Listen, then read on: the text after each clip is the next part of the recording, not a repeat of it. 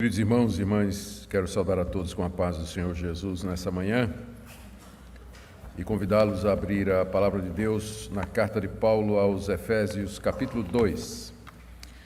Damos as boas-vindas àqueles que nos visitam nessa manhã, também àqueles que nos acompanham pela transmissão ao vivo. Muito bem, gente, Efésios capítulo 2, versos de 1 a 3, ouçamos a leitura. Ele vos deu vida, estando vós mortos nos vossos delitos e pecados, nos quais andastes outrora, segundo o curso desse mundo, segundo o príncipe da potestade do ar, do espírito que agora atua nos filhos da desobediência, entre os quais também todos nós andamos outrora, segundo as inclinações da nossa carne, fazendo a vontade da carne e dos pensamentos, e éramos por natureza filhos da ira, como também os demais. Até aqui a leitura da palavra de Deus. Oremos, queridos, pedindo a iluminação do Senhor. Pai amado, diante da Tua palavra, nós reconhecemos a necessidade que temos de iluminação para entendê-la salvadoramente. Nós queremos pedir que não somente nos ajudes a perceber o significado daquilo que Paulo escreveu aqui, mas também a aplicação dessas verdades à nossa vida hoje. Eu oro em particular por aqueles irmãos e irmãs que aqui estão nessa manhã e que, de alguma forma, estão influenciados por conceitos errados a respeito de si mesmos e da humanidade em geral e do estado em que as pessoas se encontram diante de Deus. Nós pedimos que hoje pela manhã Tu nos esclareças para que vejamos a nossa real situação diante de Ti, na clareza que Paulo expõe esse assunto aqui. Ouve, ó Deus, a nossa oração, nós pedimos em nome do Senhor Jesus. Amém. Queridos, vamos fazer um resumo do que nós vimos no capítulo 1, para a gente entender o que é que Paulo está fazendo aqui no início do capítulo 2. Por que isso é importante? Porque a Bíblia, a revelação de Deus, ela nos foi dada na forma de literatura, na forma de livros, que foram escritos numa sequência, seguindo um pensamento lógico. Então, você querer ler ou entender a Bíblia usando uma caixinha de promessas, que é aquela caixinha de plástico cheia de versículos que antigamente as pessoas tinham em casa, né? De manhã elas abriam, liam aquele versículo e aquilo era a palavra de Deus para o dia, geralmente o versículo fora de contexto. O mais conhecido era aquele: um a outro ajudou e ao seu companheiro disse, esforça-te. Quando você vai ler lá em Isaías, é um idólatra dizendo por outro, né? Te esforça, vamos fazer um ídolo. A gente tem que ler a Bíblia em contexto, porque é a mesma coisa você querer abrir um livro de matemática e entender uma fórmula que está no meio do livro de matemática, sem antes você ler todas as explicações, os pressupostos e o raciocínio que leva à elucidação daquela fórmula. Então, por isso que é sempre bom a gente analisar o contexto, lembrar da sequência, para que a gente possa ter uma boa compreensão da palavra de Deus. Senão a gente vai cair naquela falácia exegética tão conhecida: texto fora de contexto é pretexto. Nós não queremos isso. Então, vamos fazer um resumo do capítulo 1, para a gente ver o que é que Paulo disse até agora, para que o início do capítulo 2 fique claro para nós. No capítulo 1, Paulo expôs o glorioso plano de redenção elaborado pelo Deus triuno. Ele falou de como Deus, na eternidade, escolheu e predestinou para si aqueles que Ele quis, está aí dos versos de 3 a 6 do capítulo 1. Depois, Paulo fala de como Deus Filho se tornou homem e com seu sangue redimiu os eleitos e predestinados, segundo a vontade de Deus, capítulo 1, de 7 a 12. E, finalmente, como a terceira pessoa da Trindade, o Espírito Santo, aplica nos nossos dias os benefícios da morte de Cristo naqueles que o Pai elegeu, servindo de selo e penhor. São os versículos 13 e 14 do capítulo 1. Depois de expor esse plano maravilhoso, profundo, misterioso de Deus, Paulo ora por iluminação em favor dos seus leitores. Ele ora para que os efésios pudessem compreender a esperança desse chamado, está aí nos versos 15 a 18. Em seguida, a riqueza da glória, da herança deles, o que é que Deus tinha preparado para eles, verso 18. E a suprema grandeza do poder de Deus que está agindo na vida deles para conseguir tudo isso, para operacionalizar tudo isso, que é o verso 19. E ao falar da suprema grandeza do poder de Deus, o apóstolo Paulo faz uma digressão para mostrar esse poder, para mostrar a magnitude desse poder operando na vida de Jesus Cristo. Ele diz que esse mesmo poder que age nos eleitos, dando a eles todos os benefícios de Cristo Jesus, que Cristo conseguiu na cruz do Calvário, é da mesma ordem do poder que Deus exerceu em Jesus Cristo quando o tirou de entre os mortos. Ele fala que esse poder está presente na ressurreição de Cristo, verso 20, na glorificação de Cristo, ainda verso 20, na sua exaltação, verso 21, no seu senhorio, verso 21, e no fato dele ser o cabeça de todas as coisas e ser o cabeça da igreja, versos 22 e 23. Agora, para destacar ainda mais a grandeza desse poder que atua em nós para a salvação, Paulo descreve o estado em que os efésios estavam quando Deus atuou neles, quando Deus operou neles. E o estado que Paulo descreve aqui é um estado de total desesperança, total inabilidade e total impotência. Ele se refere aos efésios como estando mortos, como sendo escravos e destinados à ira de Deus. É contra essa descrição sombria do estado espiritual dos efésios que Paulo joga em relevo o poder de Deus. O poder de Deus se verifica grande por conta da grandeza da tarefa necessária, da dificuldade envolvida. A salvação de um pecador exige tanto poder quanto a ressurreição de um morto. Em linhas gerais, é isso que Paulo vai dizer aqui. Para que você seja salvo, o poder necessário para isso é o poder equivalente à ressurreição de um morto. É o mesmo poder que agiu em Jesus, tirando-o dentre os mortos, e é o mesmo poder que age em nós hoje. Então, agora, hoje pela manhã, eu quero focar nesses 3 versículos, onde nós temos 5 descrições, ou 5 pontos que o apóstolo Paulo traz aqui para descrever esse estado espiritual. Então, nós vamos começar lembrando que essa expressão, ele vos deu vida, ela não está no original grego, ela não está. Por quê? Na verdade, o original grego começa assim: vocês estavam mortos, estando vocês mortos nos delitos e pecados, aí Paulo iria acrescentar, ele vos deu vida. Mas aí ele sentiu a necessidade de elaborar isso. O que é que significa estar morto em ofensas e pecados? Aí ele começou a dizer, andar segundo o mundo, estar debaixo do poder do diabo, ser filho da desobediência, e aí ele só volta ao assunto no verso 5, está vendo aí, ó? E estando nós mortos em nossos delitos, no verso 5 ele retoma o assunto do verso 1. E aí ele diz, nos deu vida juntamente com Cristo. Como fica muito estranho, os nossos tradutores pegaram, nos deu vida do verso 5 e empurraram no início do verso 1 para poder fazer sentido. Ele nos deu vida, estando nós mortos nos vossos delitos e pecados. Isso é muito importante, mas, num certo sentido, quebra a força do que Paulo está dizendo aqui, porque ele não está começando assim dizendo, ele nos deu vida, ele está começando dizendo, vocês estavam mortos, mortos por isso, por isso, por isso, por isso, e nessa condição de morte, ele vos deu vida. Só no verso 5 é que aparece, ele vos deu vida. Então, é realmente uma descrição tenebrosa, terrível do estado em que o homem se encontra. E que Paulo descreve a partir, então, de 5 pontos que ele coloca aqui. Que eles estão mortos nos delitos e ofensas, que eles estão escravos do mundo, que eles eram escravos do mundo, que eles eram escravos do pecado, do diabo, eles eram escravos da carne e eram filhos da ira. Vamos ver cada um desses pontos, na expectativa de entendermos melhor a que o pecado reduziu a raça humana e por que nós precisamos do Evangelho e de um poder tão extraordinário para nos livrar dessa situação em que nós nos encontramos. Então, morte nos delitos e pecados, verso 1. Estando vós mortos nos vossos delitos e pecados. Mortos aqui significa morto mesmo.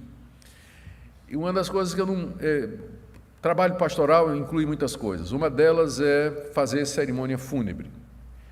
E não é uma parte muito agradável, especialmente quando a gente vai celebrar o culto fúnebre de uma pessoa que nós conhecemos em vida e com quem nos relacionamos em vida. É muito estranho ver aquela pessoa que estávamos acostumados a vê-la sorrindo, brincando, falando, andando, de repente está deitada ali naquele caixão completamente imóvel. E uma coisa que me incomoda muito é aqueles 2 chumacinhos de algodão no nariz, né?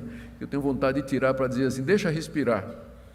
Mas a pessoa não respira mais, não respira mais. A pessoa não vai ouvir o choro da esposa, que fica para trás, saudosa, não vai sentir as lágrimas dos filhos que caem sobre o seu rosto, não vai sentir o perfume da sua esposa, não vai ouvir as palavras de tristeza e de saudade que os amigos estão dizendo. Ele está morto, ele não vai reagir a absolutamente nada, absolutamente nada. É isso que morte significa. A pessoa não reage a absolutamente nada. Ao dizer isso, o apóstolo Paulo está dizendo que a situação do homem sem Cristo é como se ele estivesse morto em relação a Deus. Ainda que Deus lhe aparecesse, ele não veria. Se Deus o tocasse, ele não sentiria. Se Deus falasse, ele não ouviria. Ele não perceberia absolutamente nada de Deus, porque ele está morto espiritualmente, embora vivo biologicamente, vivo na vida normal, mas com relação a Deus, ele está completamente insensível, completamente morto. Veja, Paulo não está descrevendo aqui a situação de alguém que está num leito de hospital. No leito de hospital, numa situação grave, você reclama, você chora, você geme. Não, o quadro aqui é de necrotério. Você está lá estendido sobre aquela pedra fria, o cadáver. Não chora, não reclama, não diz nada, não geme, você está morto. É essa a situação. Se Deus não lhe der vida primeiro, você não pode crer, você não pode se arrepender, você não pode entender o Evangelho, você não pode querer ser salvo, você não pode mudar de vida. Deus tem que lhe dar vida primeiro para que você possa reagir, porque o seu estado natural diante de Deus é esse de morte, é esse estado de morte. A causa da morte, Paulo nos diz aqui, são os nossos delitos e pecados. Estando vós mortos nos vossos delitos e pecados. Aqui, delitos e pecados são praticamente sinônimos, embora a palavra delito, ela pressupõe que há uma lei que foi quebrada. Então, nós somos delinquentes. Delinquentes porque cometemos delitos, quebramos a lei de Deus. Talvez Paulo tenha em mente aqui os judeus que receberam a lei de Deus. E pecado é aquilo que a gente faz em rebelião a Deus, sem necessariamente implicar que há uma lei sendo conscientemente quebrada. É o estado de rebelião do homem contra Deus que propriamente define mais o estado dos gentios. Então, delitos e pecados se resumem numa coisa: a desobediência a Deus, a hostilidade contra Deus, o descaso contra Deus, a inimizade contra Deus. E é isso que nos torna mortos diante de Deus. Os pecados e delitos cometidos pelos nossos primeiros pais, Adão e Eva, que foram transmitidos quanto a seus efeitos por geração ordinária aos seus descendentes, até nos alcançar, e nós fazemos exatamente o que os nossos primeiros pais fizeram, cometemos delitos e pecados. O resultado é a morte espiritual da humanidade. A humanidade está morta diante de Deus no que diz respeito a conhecer a Deus, perceber a Deus, reagir a Deus ou se preparar para receber alguma coisa da parte de Deus.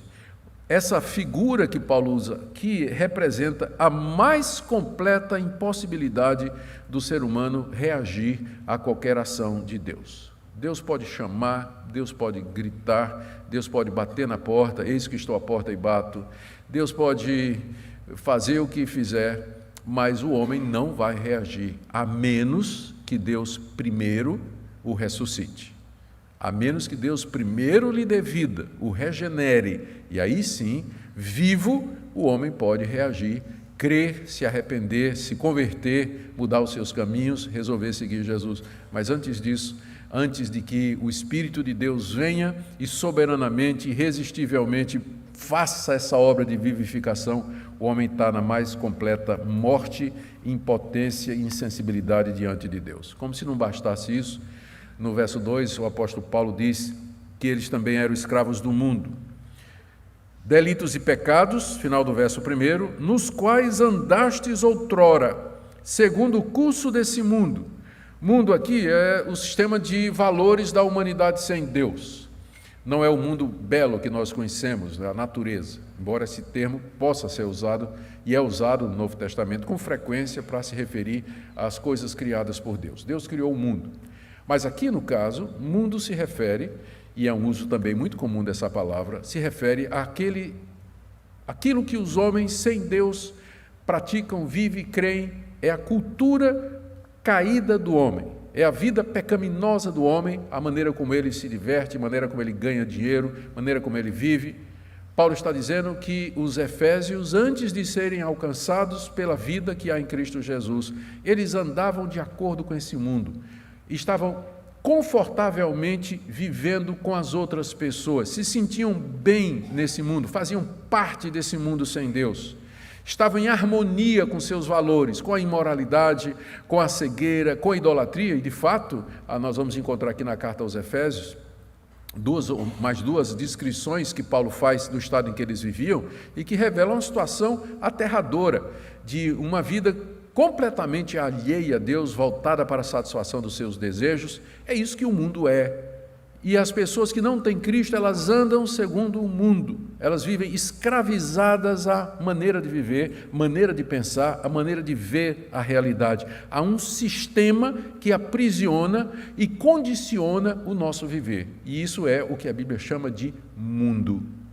E nós estamos escravos dele, nós andamos segundo o mundo. Terceiro lugar, Paulo diz, ainda no verso 2, que além de andarmos segundo o mundo, estamos mortos, andamos segundo o mundo, além disso, nós também somos escravos do diabo. Metade do verso 2. Andastes segundo o príncipe da potestade do ar, do espírito que agora atua nos filhos da desobediência. O príncipe das potestades do ar é uma referência ao diabo. Ele é chamado assim pelos seguintes motivos. Potestades significa poderes. A dificuldade é interpretar a qualificação poderes do ar.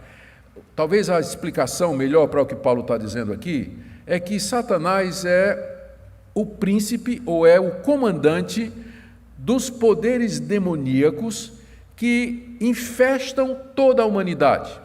Ar é aquilo que nos cerca.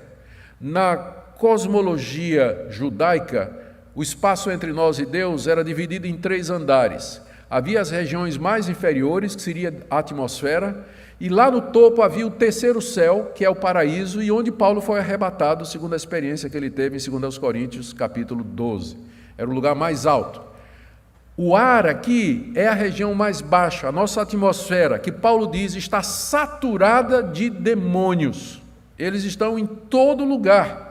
Talvez uma referência ao fato, talvez o pensamento aqui seja uma referência lá, tanto a Isaías quanto a Ezequiel, que aparentemente falam de uma queda de Satanás do céu. E como o próprio Senhor Jesus Cristo disse, eu vi Satanás cair do céu. E também lá no livro de Apocalipse diz que Miguel, na sua batalha com o dragão, precipitou Satanás para a terra. Então, a atmosfera, o lugar onde nós vivemos, ele está dominado, ele está impregnado por esses seres malignos. A batalha é bem real. Paulo vai descrever essa batalha mais adiante no capítulo 6, quando ele diz no verso 12, a nossa luta não é contra o sangue e a carne, mas contra os principados e potestades, contra os dominadores desse mundo tenebroso, contra as forças espirituais do mal nas regiões celestes, que seria exatamente esse espaço invisível que nos cerca e onde esses demônios estão presentes. Satanás é o príncipe deles, é o príncipe desse mundo. Ele é o príncipe desse mundo, é o Deus desse século. E o que é que ele faz? Paulo diz aqui no verso 2 que ele, esse príncipe da potestade do ar, ele é um espírito, porque o diabo ele não tem corpo, ele é um anjo caído, anjos não têm corpos. Ele é um espírito, ele e os que estão com ele, que agora atua nos filhos da desobediência. Essa palavra atuar é a mesma palavra que aparece aqui no capítulo 1, no verso 5, no capítulo 1, verso 19, quando Paulo diz assim: qual a suprema grandeza do seu poder para com os que cremos, segundo a eficácia da força do seu poder. Então, a mesma palavra que Paulo usa para falar da eficácia, ação eficaz do Espírito Santo em nós, é a mesma palavra que ele usa aqui para dizer que o diabo eficazmente atua nos filhos da desobediência. Ou seja, na mesma proporção em que o Espírito de Deus atua no crente, o príncipe da potestade do ar e os demônios atuam nos filhos da desobediência. Mesma palavra que é usada aqui. Aqui tem razão Lutero quando ele diz que não tem neutralidade. O homem é uma besta, ou montado por Deus ou pelo diabo. Você está debaixo de um desses dois poderes. Um desses dois poderes está atuando na sua vida. Ou o Espírito Santo, no poder de Jesus Cristo, ou o príncipe das potestades aéreas, dos poderes invisíveis que nos cercam, inimigos de Deus, estão atuando. O que significa essa atuação?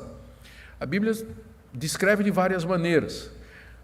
Os demônios, eles cegam as pessoas para que elas não compreendam o Evangelho. Jesus, uma vez, numa parábola, ele se referiu a isso, dizendo que a palavra de Deus, às vezes, é jogada como uma semente e cai em corações como sementes caem à beira do caminho. E vêm as aves do céu e comem. E Jesus explicou, muitos, quando ouvem a palavra, o diabo vem e tira a palavra, distrai a pessoa, ilude a pessoa, ela ouve a palavra, mas a palavra não é eficaz, pela ação do príncipe da potestade do ar, atuando no seu coração, cegando, iludindo, oprimindo, enganando, mentindo. São muitas coisas, muitas estratégias que o príncipe das potestades aéreas usa para manter as pessoas longe de Deus e nesse estado de morte. É isso que ele quer. Manter a humanidade nesse estado de morte e segundo o mundo do qual ele é o príncipe. Ele é o príncipe desse mundo. Então, é isso exatamente que esses poderes aéreos fazem. Eles estão ao nosso redor. Apesar dos exageros que nós encontramos no movimento neopentecostal, especialmente os exageros relacionados com o movimento de batalha espiritual, que grandemente destaca o poder do diabo, além daquilo que a Bíblia nos garante, entretanto, eles não deixam de ter alguma razão, porque às vezes nós vamos para o outro lado, e nós nos esquecemos da existência desses poderes, desses espíritos que atuam poderosamente, invisivelmente, sutilmente, mas eficazmente, nos filhos da desobediência. Há uma guerra espiritual acontecendo. E, às vezes, por conta dos exageros, a gente reage negando, não falando sobre isso, não nos apercebendo, quando a verdade seria, a gente deveria rejeitar o que está errado, mas concordar com aquilo que está certo. E, de fato, existe esse conflito, como Paulo aqui tão claramente diz, a humanidade está debaixo da atuação do príncipe das potestades do ar.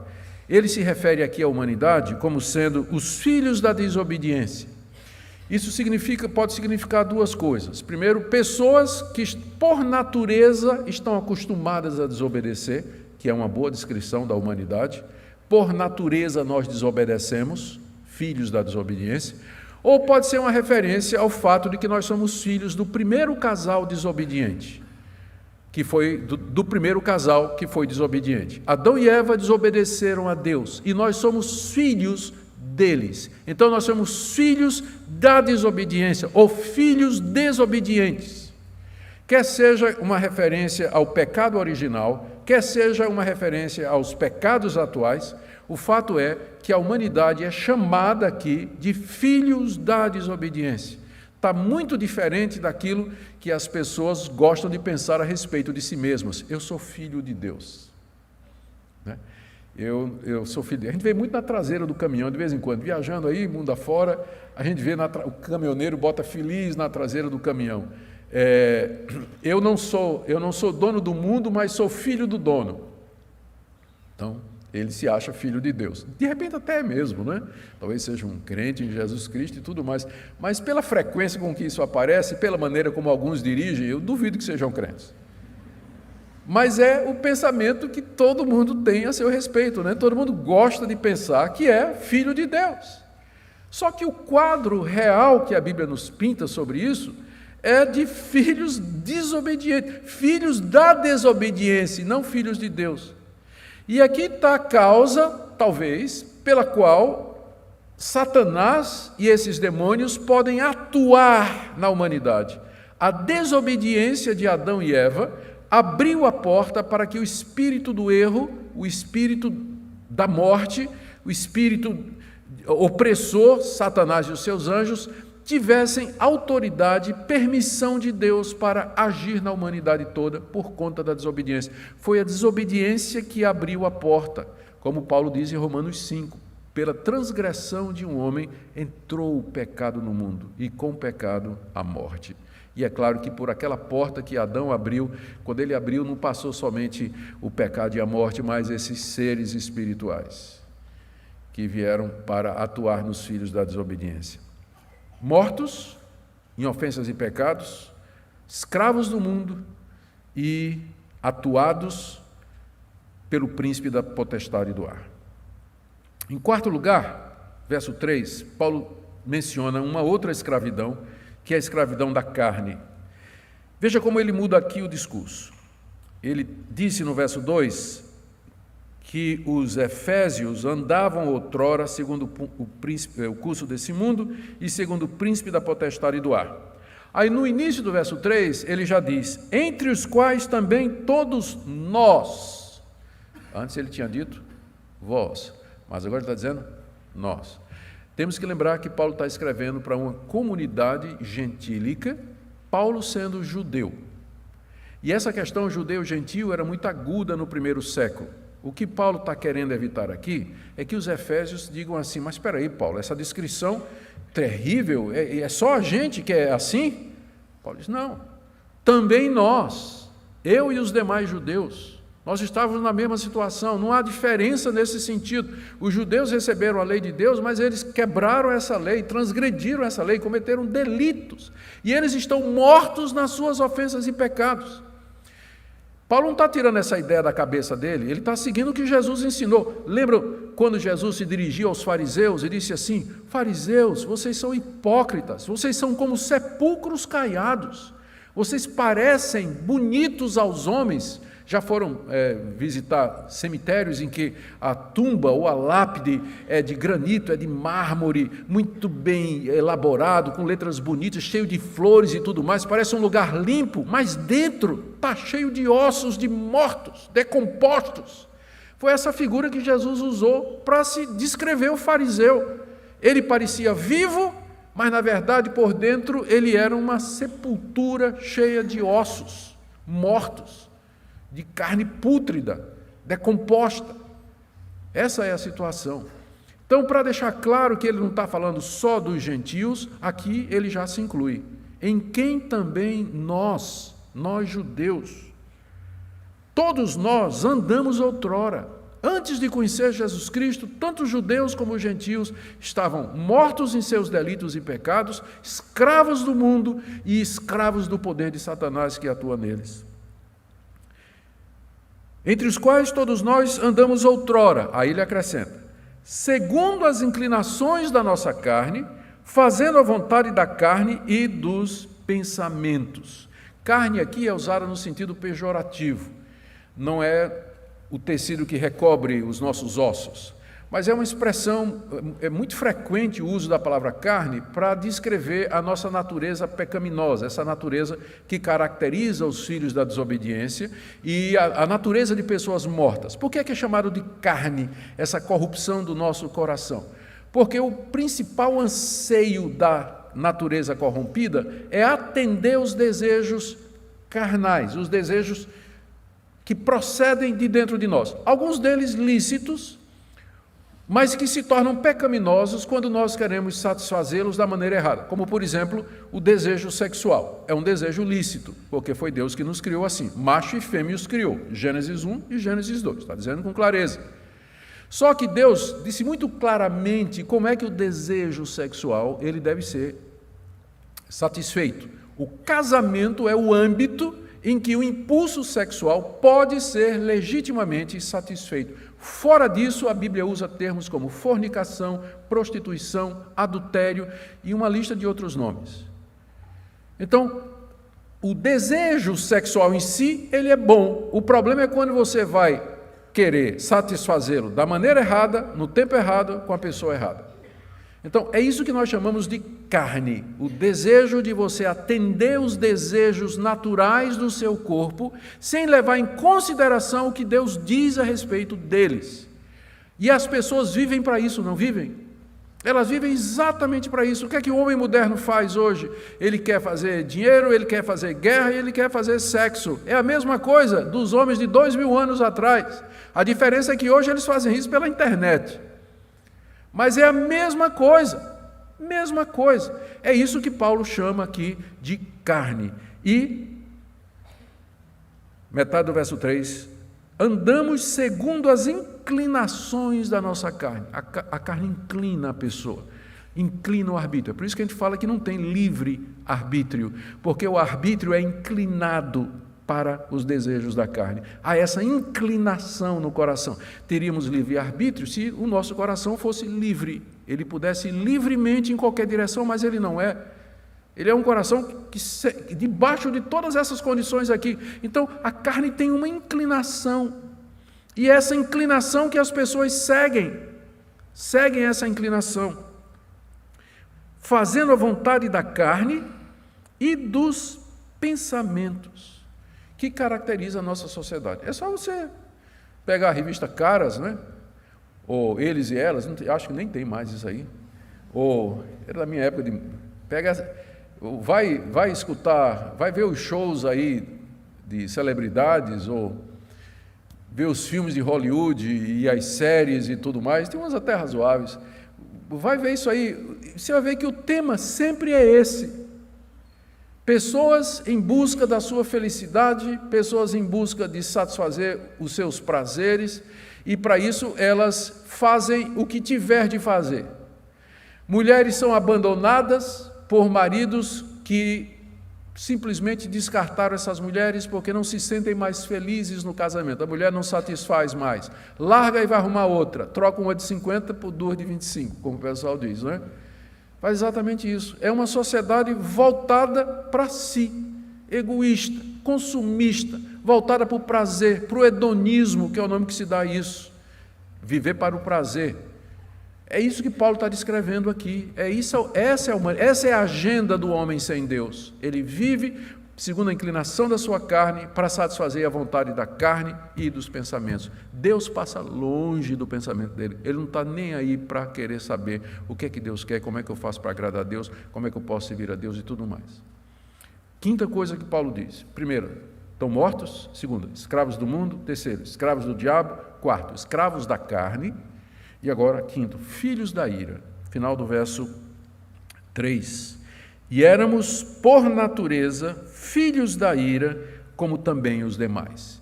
E éramos nós, judeus, filhos da ira, como também os demais homens, os gentios. Tanto judeus como gentios, por natureza, são filhos da ira.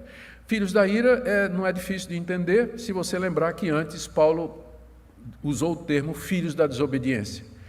Como a desobediência do homem provoca a santidade de Deus e a sua justiça, a reação justa de Deus à desobediência é a sua ira.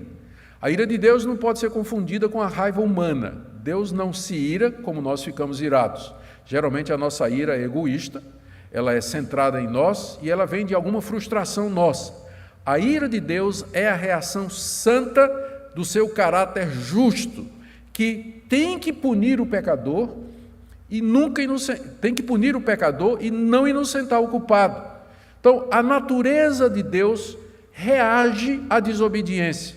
E como resultado, os desobedientes estão debaixo da ira de Deus. Então, se você é filho da desobediência, isso significa naturalmente que você também é filho da ira. Ou seja, você está debaixo da ira de Deus. Ou colocando de outra forma, você nasceu numa raça que está debaixo da ira de Deus, porque é uma raça desobediente.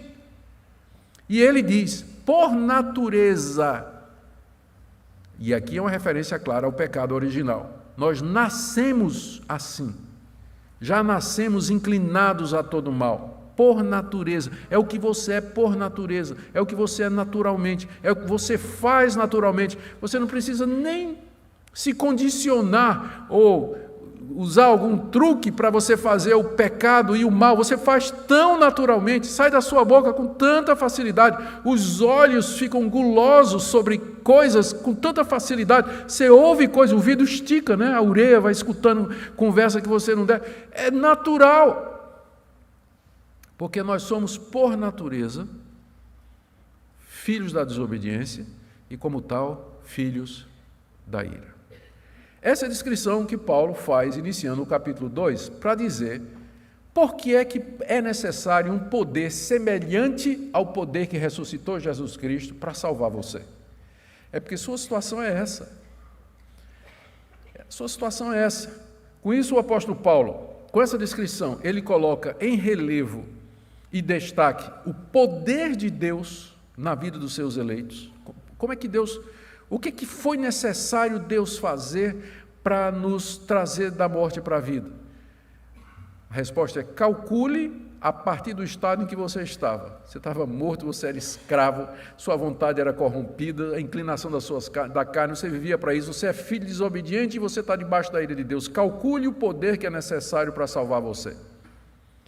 Então, por isso essa descrição aqui. Segundo, Paulo quer mostrar a grandeza da graça de Deus, que Deus quis salvar pecadores de entre a humanidade, é sempre motivo de maravilha para nós. A graça de Deus em não nos abandonar e dizer, vão todos para o inferno mesmo, filhos desobedientes. Que Ele quis salvar pecadores para a sua glória, do meio da humanidade perdida, sempre é motivo de maravilha para nós e de espanto. Porque a gente diz assim, se eu fosse Deus, eu não tinha aguentado metade do que a humanidade fez com ele. Né? Já tinha aberto o inferno e sacudido todo mundo lá dentro. Ainda bem que nós não somos Deus. Não é? Ainda bem que nós não somos. Mas a paciência de Deus, a misericórdia, a Bíblia chama isso de longanimidade de Deus, em suportar a humanidade e ainda de entre ela, tirar pessoas para o louvor da sua glória mediante o Evangelho. E aí, Paulo também aqui está querendo enfatizar a necessidade de que Deus viesse em socorro da humanidade e que Deus interviesse. Note que o próximo verso que nós veremos no próximo domingo começa assim, mas Deus, que eu acho que são as duas palavrinhas mais importantes dessa passagem, porque elas assinalam a intervenção de Deus nesse quadro caótico e desesperador. Mas, ou seja, apesar de tudo isso, dos 3 versos, Deus fez alguma coisa. Deus fez alguma coisa. Eu quero terminar aqui com algumas implicações dessa descrição de Paulo para nós hoje. Essa descrição que ele nos dá aqui, ela impacta muito bem o debate que existe hoje entre os evangélicos sobre a questão do livre-arbítrio. São passagens como essas que nos levam a questionar a existência do livre-arbítrio, que o homem continua a ter arbítrio. Arbítrio é a capacidade de avaliar e de escolher. Isso aí ninguém nega. Nenhum reformado nega que o homem tem arbítrio. Nosso problema é com a expressão livre, porque livre significa um arbítrio que livremente, isento de influências externas e internas, pode decidir entre o bem e o mal. Diante dessa passagem, não tem como aceitar que o homem, por natureza, ele seja livre para renunciar a esse mundo, virar as costas para esse mundo, romper o domínio do diabo, sair da sua morte e dizer, eu quero Deus, eu quero Cristo, eu quero me converter.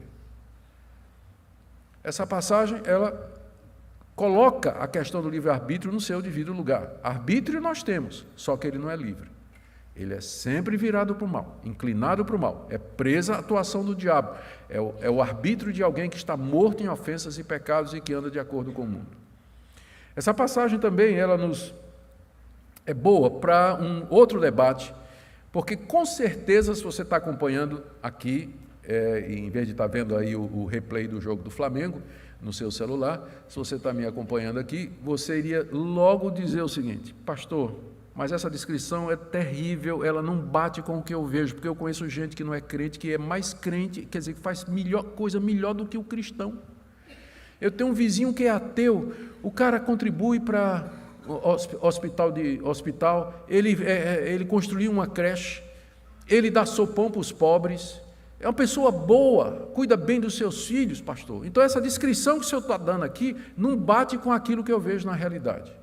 A resposta que nós damos é que essas pessoas, elas são exatamente isso que o apóstolo Paulo está dizendo aqui. E se alguma coisa boa elas fazem, isso é a graça de Deus, a misericórdia de Deus, que a gente chama de graça comum, operando na humanidade para evitar que a gente seja tão ruim quanto a gente pode ser. Isso aqui é a descrição de todos nós somos isso aqui. Deus, na sua misericórdia, Ele não somente resolveu salvar um povo dessa situação, mas aos demais Ele estende a sua graça comum. Como Jesus disse, Deus faz com que a chuva caia sobre o quintal do justo e do injusto.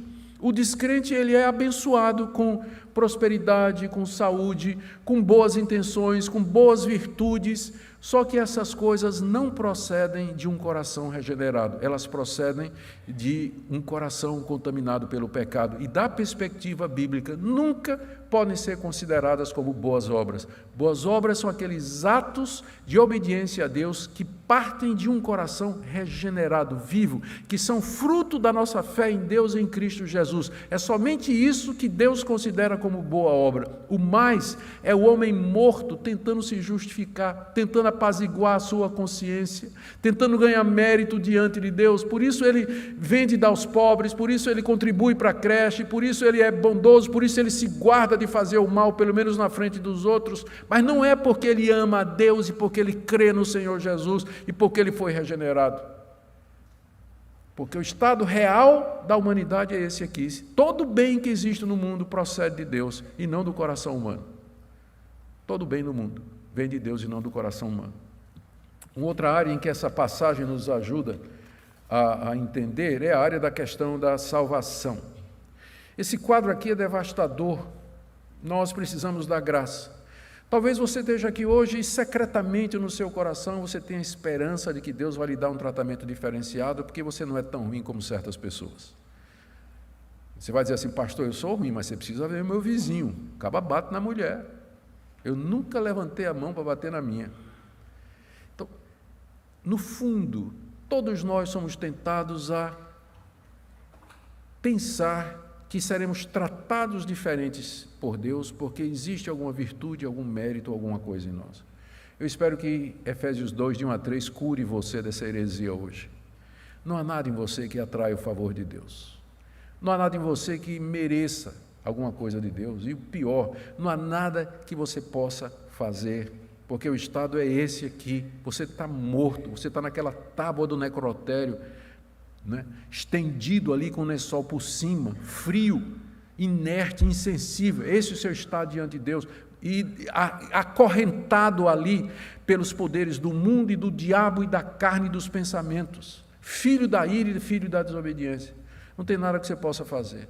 Se Deus não vier salvar você, se Deus não vier no seu encalço, se Ele não abrir os seus olhos, tocar no seu coração, dar vida a você, você vai continuar no seu auto-engano. Você vai continuar pensando que é uma pessoa que merece alguma coisa de Deus e que no fim vai dar tudo certo, Deus vai dar um jeitinho. Não vai não. Não vai não. Deus não faz vista grossa esse tipo de coisas. E por último, eu queria só dizer aqui, que aqui eu encontro uma das muitas razões pelas quais eu creio que o cristianismo de fato é a religião que Deus revelou. Se eu fosse criar uma religião, se fosse inventar uma religião do zero para ter muitos adeptos, eu ia fazer uma religião onde a antropologia, que é a visão do homem, seria extremamente positiva. Eu iria elogiar as pessoas. Eu iria dizer para elas, olha, na minha religião você vai ser valorizado. Na minha religião nós vamos reconhecer o seu potencial. Você só precisa tomar consciência disso, se libertar. Ouça a sua consciência, ouça o seu coração, porque tem bondade diante de você. Vamos desenvolver o potencial que você tem dentro de você. Se eu fosse inventar a religião, eu faria isso, porque quem é que não quer ouvir isso? E quem é que quer ouvir isso aqui? Ninguém.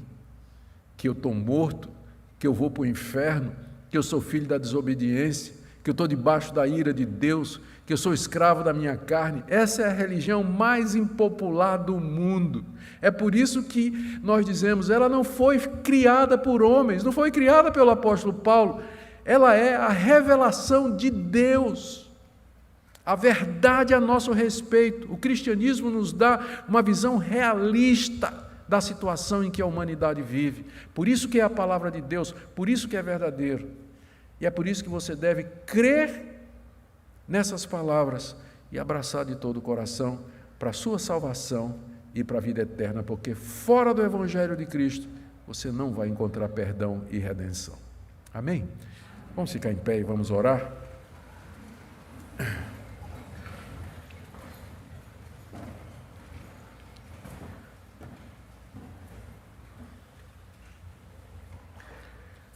Ó Deus, nós pedimos que o Senhor tire do nosso coração qualquer auto-engano ou ilusão a respeito de nós mesmos. Que nós percebamos a nossa total dependência do Senhor, o poder do Senhor atuando em nós, a Tua graça e a Tua misericórdia. Se há alguém aqui, jovens que foram criados na igreja, nasceram no Evangelho, mas que nunca tiveram a perspectiva real do seu estado diante de Deus, ó Deus, abre os olhos nesta manhã. Também por pessoas que frequentam igrejas, mas estão iludidas com relação ao seu estado diante do Senhor. Nós pedimos também que as escamas caiam dos olhos, que o véu seja tirado, e que essa visão de nós mesmos nos traga quebrantamento, humildade, arrependimento, pranto diante do Senhor. Porque nós sabemos que Tu não rejeitas o coração contrito e aflito. Por isso nós pedimos que o Senhor nos quebrante, que o Senhor nos humilhe diante do Senhor, mas também nos exalte e nos encha do Espírito Santo mediante Jesus Cristo. Abençoe essa igreja para que ande humildemente diante do Senhor. É o que nós te pedimos em nome de Jesus. Amém.